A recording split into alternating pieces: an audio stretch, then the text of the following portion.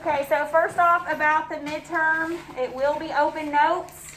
Okay, you can use all your notes for the entire year. Just feel like that's fair. And you will need a calculator, of course, and periodic table.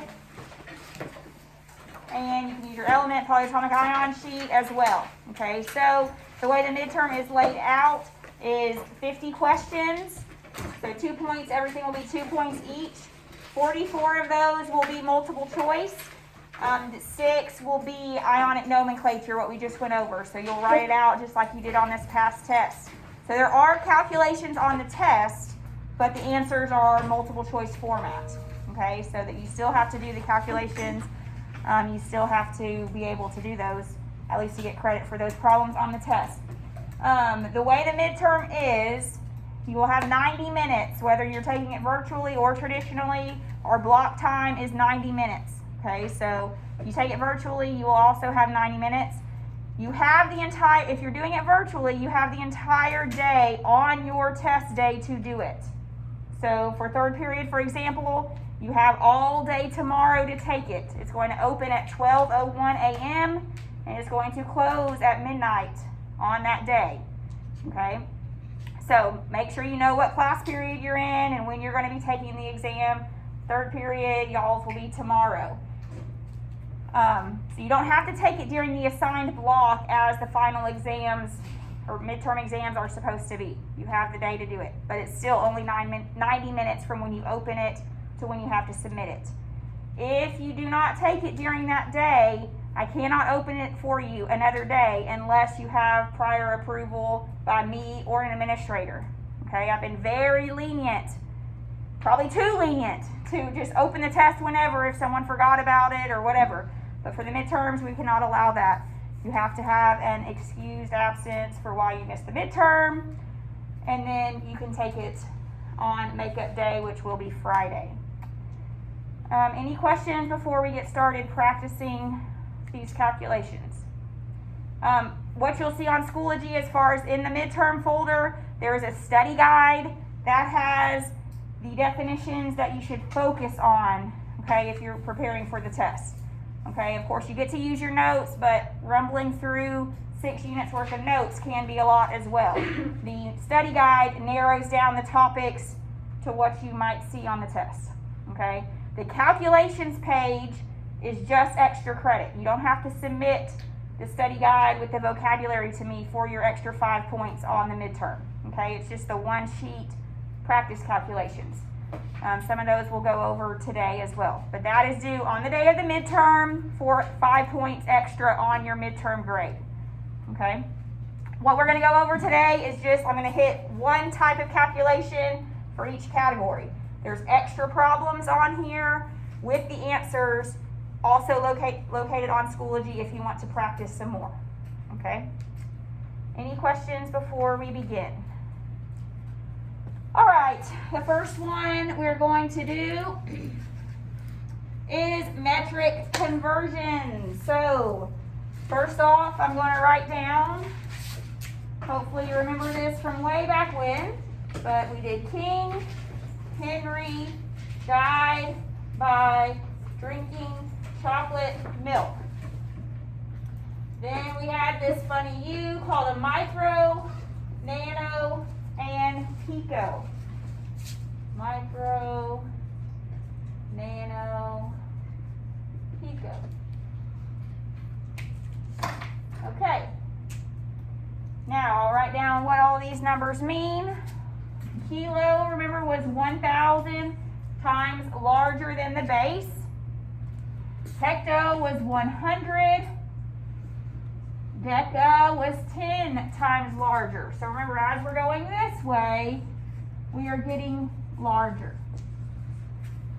Remember, our base are grams, meters, liters, these types of things, seconds, okay, any type of base unit. Then we had deci, which was 10 times smaller than the base. Centi was 100. Milli was 1,000. Next we had micro, 1 times 10 to the 6th. Nano, 1 times 10 to the 9th. And pico, 1 times 10 to the 12th. So if you remember back when we were doing our conversions, we always started with the, remember what we called it? The given, right? So we started with the given of the problem. We're going to set up our conversion factor. Remember, for metrics, all of these values are only in terms of the base. So if we're not starting from the base or going to the base, remember we have to stop. We have to force ourselves to stop at the base. Okay, because all these values are only good in terms of the base. All right, so we're going to do this first one here because it takes us to 2 different units, forcing us to stop at the base.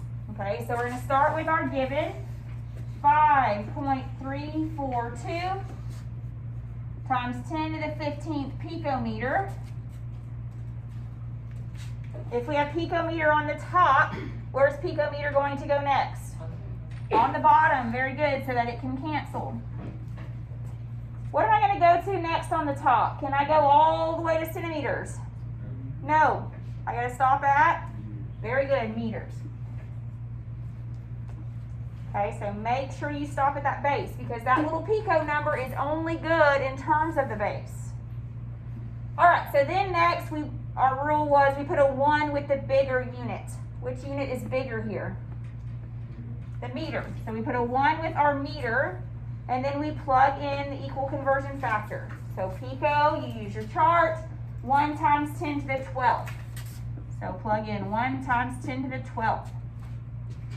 Picometers cancel. We're at meters. We can't stop yet because we're trying to get to centimeters. All right, so set up another conversion factor. Meters was on the top, so where's meters going to go next? On the bottom. Centimeters is on the top. Where's our 1 going to go this time? On the bottom, because meter is bigger than centimeters. So we put a 1 with our meter. How many centimeters? 100. Meters cancels. We're left with centimeters, which is what we're trying to solve for. So remember, to solve these now, we multiply anything that's on the top, divide by the bottom. It's very critical when you're dividing by an exponent, remember, to use that E button. Okay, so make sure you do that to get your exponent correct for your answer. So we do 5.342 e to the 5th times 100 divided by 1. Oh, 15. See, look at me. I messed up. 5.15 divided by 1e to the 12, and you should have gotten 5.342 times 10 to the 5th centimeters. Remember, for sig figs, whatever sig figs you're starting with in the problem, we have 4 in this case, your answer should be that many sig figs in your answer. Anyone not get this or need help with their calculator? Everyone feel good about metrics? All right, there's 2 more here. Like I said, you can open this back up as a PowerPoint in Schoology if you would like to practice some more. But we're going to roll on, that way we can see one of each type of problem. So the next type, dimensional analysis. So remember, dimensional analysis was very similar to our metrics, in which we started with the given, we set up our conversion factor to cancel the units. Remember, I will always give you the conversion factors that you need, okay, in order to make a good conversion. So that will be provided for you. You don't have to memorize those. Metrics you have to know. All right, we are going to do number 2 because it's the most challenging one. That way you can have the most practice at this. So we start with a swimmer swims 85.4 yards in 5 minutes. How many meters will she or he swim in 70 seconds? Okay, so our given, what is our given? 85.4 yards. Very good, 85.4 yards in 5 minutes. Remember, if you see the word in or per, like miles per hour, or anything like that, you have to set it up as a rate, meaning the distance on the top the amount of time on the bottom. Okay, if you don't set it up that way, you're going to end up having your multiplications and divisions backwards when you're solving the problem.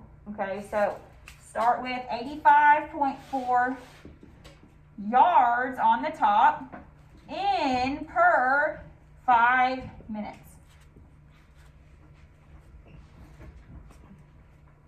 Now remember, to solve these problems in which you have two different dimensions, we're going to ignore the bottom at first. Okay, just worry about the yards first. So what are our yards going to need to be converted to? Meters. That's our other length measurement. So we got to get to meters. Okay, so we use our chart here. We're starting with yards, so where's yards going to go next? On the bottom. Now, if you look at your chart, we only have yards to inches. So we got to start there, okay? So we have yards on the bottom to cancel. We will go to inches on the top next. Remember, all this is an equal statement. And it's provided for you. 1 yard is equal to 36 inches. So you write it down exactly as it tells you. 1 yard is equal to 36 inches. Okay, it's just 2 equal parts. So write that down that way. So we're at inches, we need to get to meters. I don't see an inch to meter, but I see an inch to centimeters. Well, we know that's on the right track, right? Because we're getting to the metrics, so we know we can do that. So if we have inch on top, where's inch going to go next? On the bottom. What are we going to put on the top? Centimeters, because that's what we know. We write it down just like an equal statement. 2.54 centimeters is equal to 1 inch. Inches cancel. We're at centimeters. We're not quite there yet because we need to get to meters. Where's centimeters going to go next? On the bottom. And now we know we can go to meters because we know it from our metrics. Where's our 1 going to go now? With the meters on top. Meter is larger than a centimeter. How many centimeters are in a meter? 100. So plug that in. So we're at meters on the top, which is what we want. But if we were to divide this out, we would get meter per minute. Is that what we want? No, what do we need to go to? Seconds. Very good. So remember, now we forget about this other stuff. We just worry about the time. If our minutes are on the bottom, this is why it's so important to set it up right. We know that our minutes are on the bottom. So where's minutes going to go next? On the top, so that it can cancel. What are we going to put on the bottom? Seconds. Now, don't get confused with that 70, okay? This is just an equal statement. So how do we say what's equal to what? 1 minute is equal to 60 seconds. Okay, so don't get confused with that 70 yet. Leave that for later. Minutes is canceling, and so right now we have meter per 1 second if we divide that out. But we want to know 70 seconds. So what are we going to do with that 70? Multiply it by 70. You can wait and multiply your answer by 70. You can do it now. It doesn't really matter. But you do know that you have to multiply because you see your seconds have to cancel. Okay, so multiply this across the top.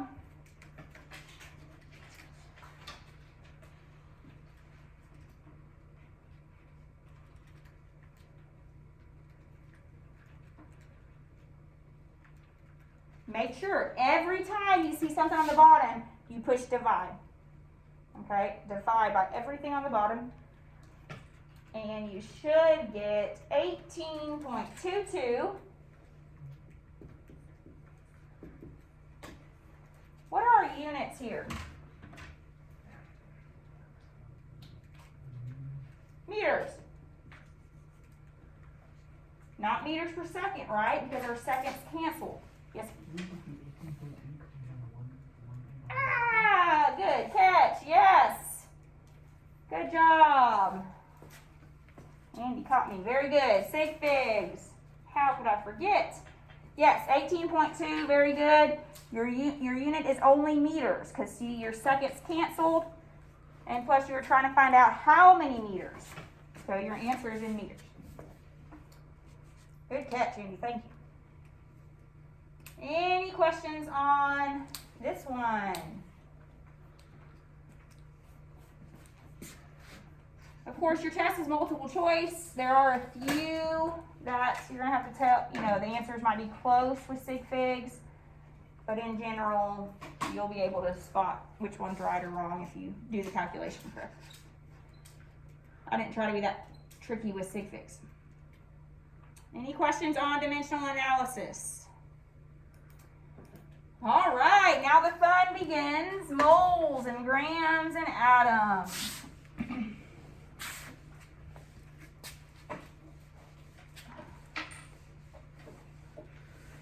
All right, so first, before we work it out, let's talk about our order, okay, like we did way back when.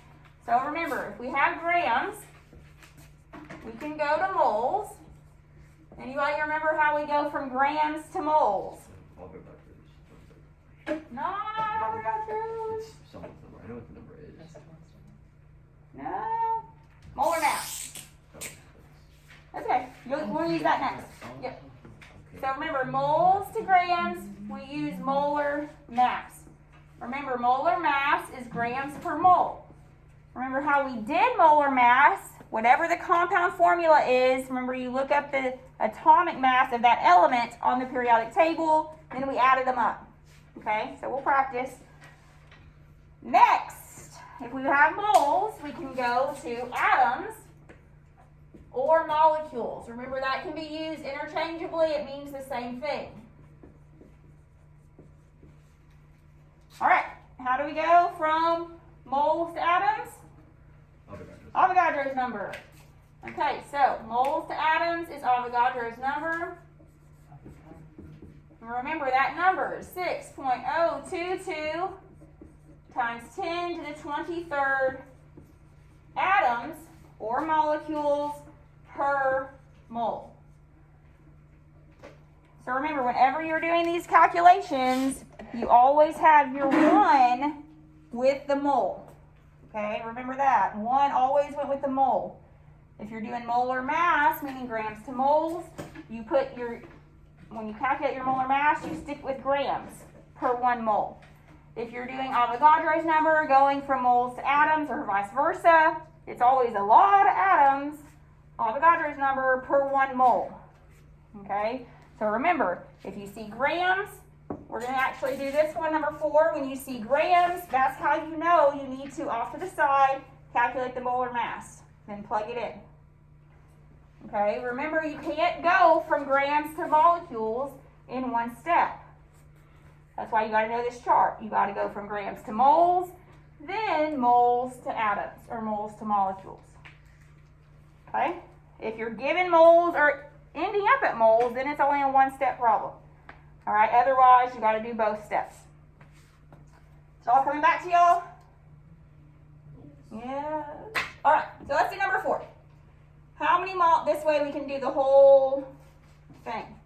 How many molecules are in 65.6 grams of magnesium chloride? Oh boy, now we got to know magnesium chloride. How do we know magnesium chloride? Crisscross! Yeah, now y'all can do it all. Isn't that awesome? You know how to do ionic compounds and ionic formulas, so we just crisscross. So what's magnesium's charge? 2 plus. What's chlorine's charge? 1 negative. So we crisscross and we get MgCl2. Okay, so don't forget how to do your formulas. We've just been practicing that. All right, so we're going to start with our given, always 65.6 grams of MgCl2. Set up our conversion factor. If we have grams on the top, where's grams going to go next? On the bottom. I'm trying to get to molecules, but can I go straight to molecules here? No, what do I need to start with? Stop at moles. Okay, I'm going to set it up and then we'll start putting numbers in there. Our grams is going to cancel. We have moles on the top. Where will moles go next? On the bottom. Now what can I go to on the top? Atoms, molecules, either one. MgCl2. Moles will cancel, and we'll be left with molecules. So now let's plug in our numbers. So, first thing, we're trying to get from grams to moles. What do we use to go from grams to moles? Molar mass. Okay, so off to the side, calculate your molar mass of MgCl2. So remember, to do this, it's been a while, we look at the number of atoms of magnesium. So how many atoms of magnesium do we have? Just one. So we do 1 times the atomic mass. Remember, you look it up on your periodic table. The atomic mass, 24.31 for magnesium. Remember, then we add it to any other elements. Here we have chlorine. Okay, so how many chlorine atoms do we have? 2. So we have to do 2 times chlorine's atomic mass, 35.45. And then we can add them together. Is that coming back to you, everyone? Good. I'm really glad we got one more day together rather than just roll right into midterms. Okay, so you should get 95.21 grams per mole. So, here we have our part. Where are we going to put it, on the top or the bottom? With grams on the bottom. Okay, so remember, grams, molar mass, always goes with the grams because it's 95.21 grams per 1 mole. There's always a 1 with the mole. All right, next, we're going to go from moles to molecules. So what do we use to go from moles to molecules? Avogadro's number. Okay, here we have it, 6.022 times 10 to the 23rd. So where will we plug that at here? On the top with our molecules. Always 1, if you just remember, always a 1 with the mole, that makes it pretty simple, okay? So, 1 with the mole, 6.022 times 10 to the 23rd molecules. Multiply across the top. Make sure you're using that E button, or you know how to do it in your calculator at least. How many sig figs should we have here? 3. Remember, use your given. Given has 3, your answer has 3. So 4.15 times 10 to the 23rd molecules of magnesium chloride.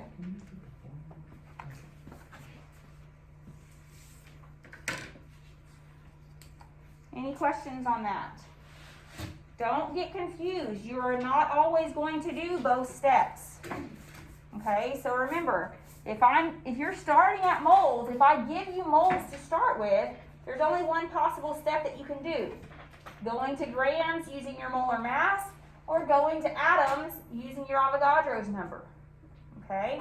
If you're trying to solve for moles, it should only be one step. Going from grams to moles using molar mass, or atoms to moles using Avogadro's number. Okay? So, please make sure, use this. Don't try to guess on the test because that's the advantage of this year. You get to use your notes, okay? So have that chart, use it so you know that you're doing it correctly.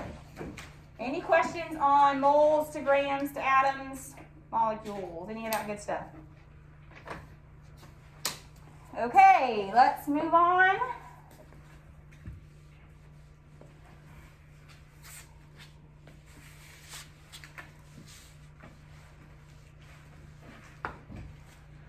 The next type we're going to cover average atomic mass, okay, isotope calculation.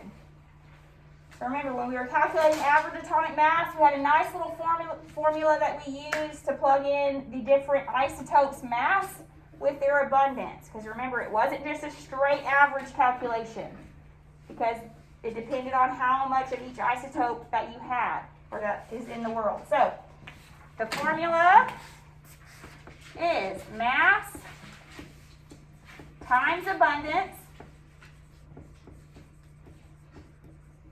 divided by 100, and you do that for every isotope. Okay, so there's 3 isotopes in this problem. We will do it 3 times and add it up together. Okay? Remember, your answer should be equal to the isotope that's most, or closest to the isotope that's most abundant. So just looking at this problem before we even calculate, what should our answer be nearest to? The isotope was 16, 17, or 18? 16. Because that isotope is way more abundant than the other 2. That means we have a lot of the 16 isotope, just a very little bit of the 17 and 18. So when you solve it, make sure your answer looks reasonable. Any questions on the formula or remembering this? For this one, the abundance is given to you in a percent. So you just plug it in. That's why we divide by the 100, to take it out of percent form. If the percentage is not given to you, you remember you easily can find it, part over whole, okay? But this one's given to you, so we're just plugging it in. So, for the first isotope, we have a mass of 15.995 times its abundance, 99.762, divided by 100. We're going to add it to the next isotope, 16.999 times its abundance, 0.038 over 100. And the third isotope there,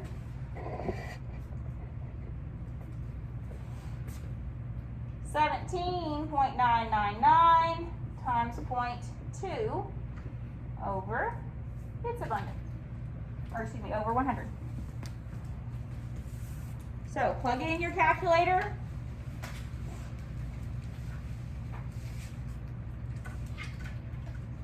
It is a lot to type in. If it's easier for you to just go ahead and divide that abundance by 100 as you're doing it, right? Just move your decimal 2 times. If that's easier, do it that way. Find what works for you. Just make sure you get this answer right. I will tell you what I get right now. You should get 15.993.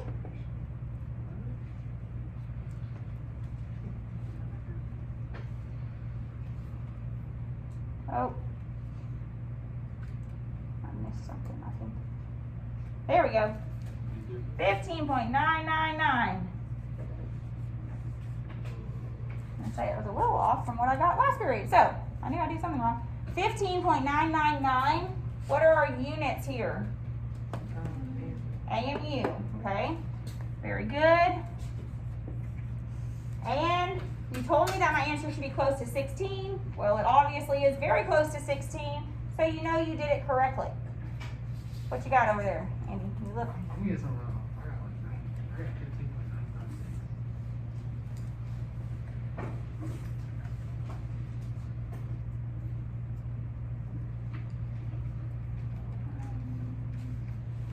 Oh, that's for the first one. You gotta add the other 2 parts to it. Oh, you don't want the whole answer. Oh, Yeah, I'm sorry. I don't know. Okay, I'm sorry. Yes, this is the final total answer after adding all 3 parts up. That's okay. Good question.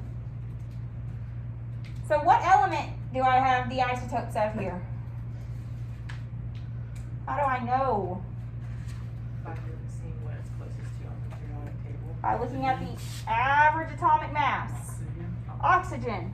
Okay, so oxygen's average atomic mass is 16, so therefore this must be oxygen. Don't look at the atomic number, right? Look at the atomic mass. That's what we're solving for.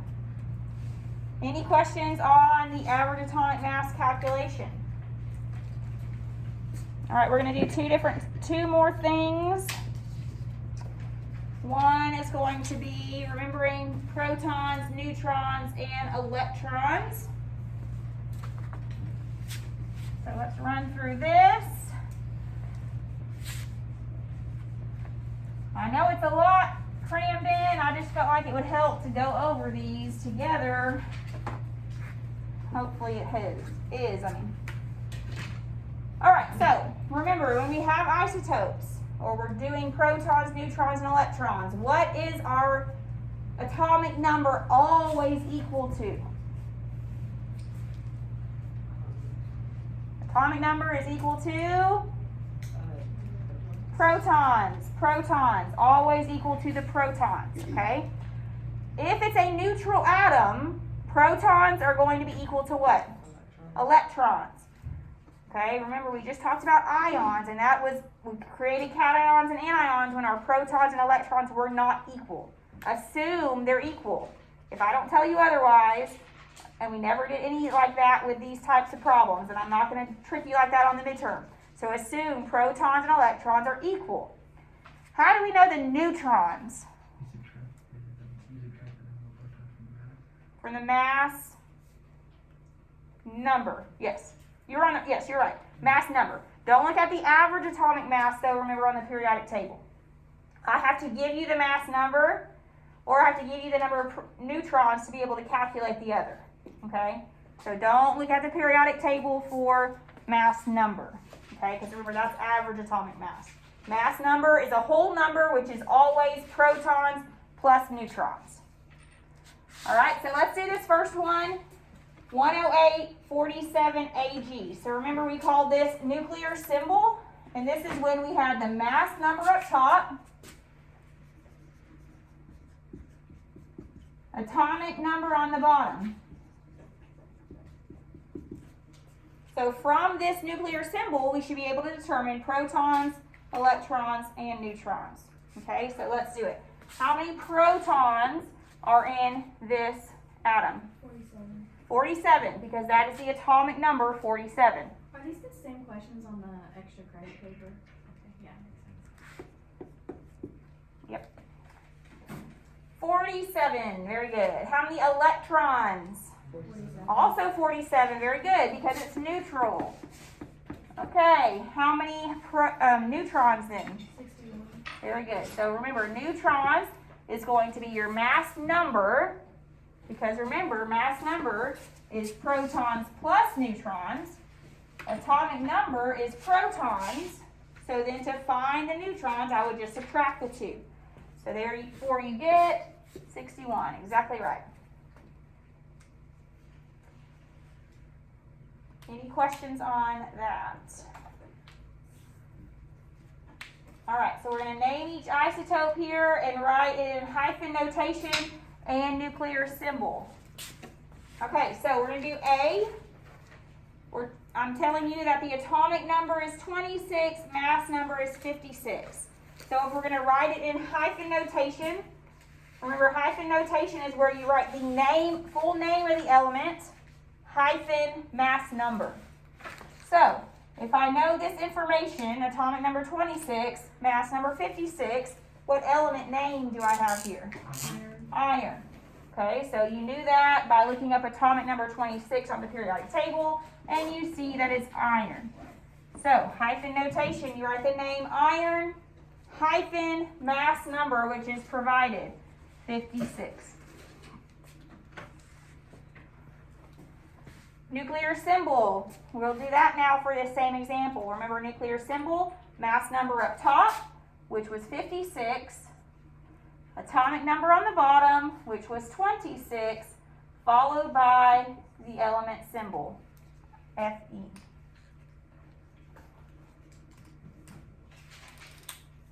Any questions on that?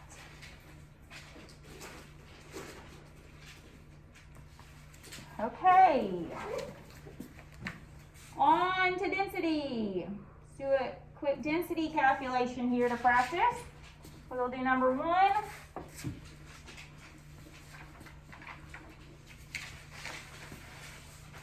Okay, so density.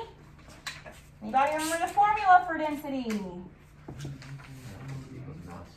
Very good. Mass over volume.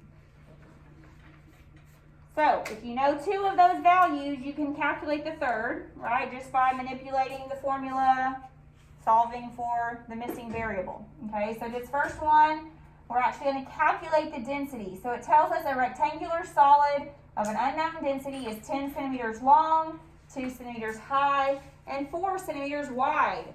The mass of this solid is 2.15 times 10 to the second grams. Find the density. Okay, so we got to plug in into our formula. We're solving for D. So we're going to plug in our mass. Here it tells us the mass is.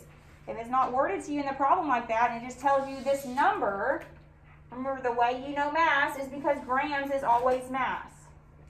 Okay, so we plug it in, 2.15 times 10 to the second grams.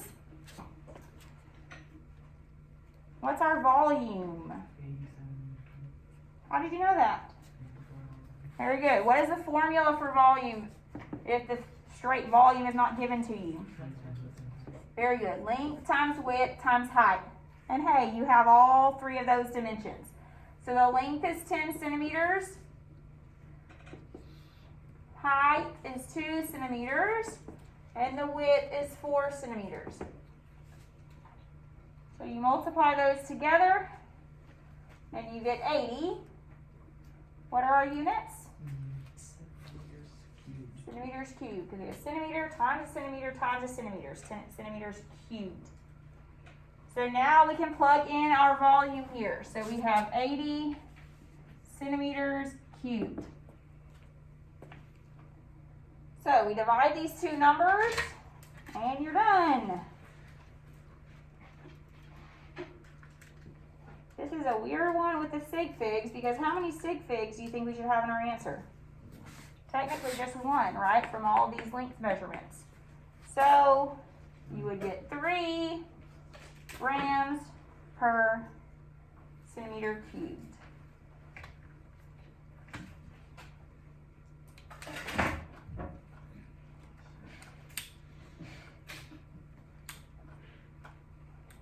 Any questions?